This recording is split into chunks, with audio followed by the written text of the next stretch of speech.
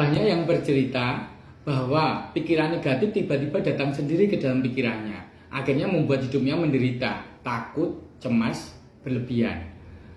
Pikiran negatif itu datang itu memang karena kita sebagian besar orang memang tidak bisa mengendalikan apa yang namanya pikiran.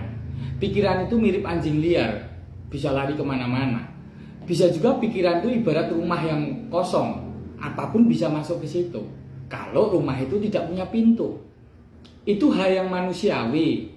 Banyak orang juga mengalaminya dan tidak ada manusia yang sempurna. Jadi jangan terlalu resah dengan hal tersebut.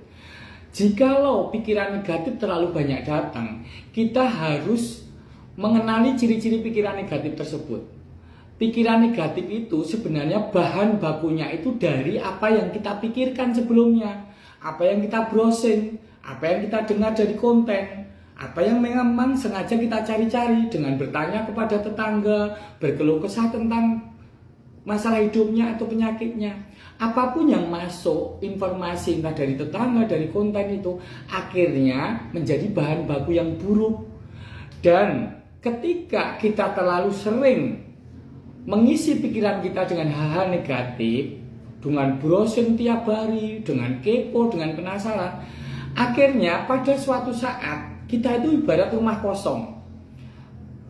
Rumah kosong tersebut rentan sekali maling ataupun bandit masuk ke dalam rumah kita. Dan sebenarnya maling ataupun bandit itu sebenarnya memiliki ciri-ciri yang sama dengan bahan-bahan buruk yang masuk ke dalam pikiran kita, yang memang sengaja kita cari informasinya tersebut. Jadi kuncinya itu kita membayangkan diri kita itu sebagai rumah yang bagus, rumah yang memiliki pintu dan jendela yang kuat, rumah yang memiliki pagar yang bagus, dan tentunya rumah yang indah, yang bersih, dan halamannya penuh dengan tanaman hijau dan bunga-bunga.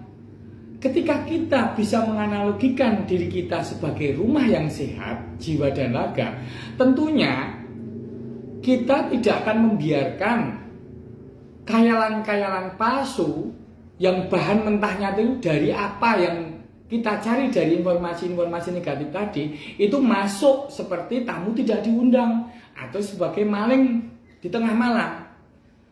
Jadi step pertama adalah stop browsing, stop bercerita banyak keluh kesah kepada banyak orang, kecuali orang yang memang kredibel atau profesional ataupun sahabat atau keluarga yang bisa dipercaya.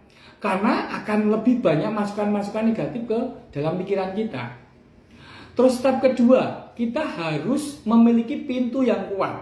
Bahkan jikalau pintu yang double, yang depan itu pintu angin, yang belakangnya itu pintu kayu yang kuat. Jadi ketika pintu itu pada saat-saat tertentu suka terbuka, kita juga punya kunci gemboknya. Kunci gembok itu apa? Keyakinan diri bahwa hari ini kita harus menjaga rumah tubuh kita, tempat jiwa kita menghuni tubuh ini, dengan kunci keyakinan bahwa hari ini aku harus menjaga rumah ini dengan sebaik-baiknya. Jadi tidak membiarkan informasi-informasi negatif ataupun ketika sudah membentuk menjadi khayalan-khayalan palsu yang mendera hidup kita itu tidak bisa masuk ke dalam pintunya. Bahkan sampai pintu gerbang pun tidak masuk. Jadi bayangkan bahwa di rumah tubuh kita, rumah jiwa kita itu ada pintu kesedihan, ada pintu kemarahan, ada pintu kebencian, dan ada pintu keresahan. Ketika pintu-pintu itu kita sudah memegang kuncinya bahwa hari ini aku harus menjaga kesehatan jiwa dan ragaku dengan baik, fokus pada hari ini, tentunya kita akan tidak membukakan pintu-pintu itu ketika khayalan-khayalan yang sesuai dengan pintu masuk tadi itu mau masuk. Jikalau pintu kesedihan tidak kita buka, kesedihan tidak akan masuk. Jikalau pintu kemarahan tidak kita buka, kemarahan tidak ada terjadi dan membakar rumah kita. Jika pintu keresahan tidak kita buka, tentunya rumah kita tidak berisi udara kegalauan. Jadi kenali maling-maling khayalan palsu tersebut. kenali tamu-tamu tidak undang yang bahan bakunya sebenarnya kita bentuk sendiri. Kemudian kenali pintu-pintu itu tadi.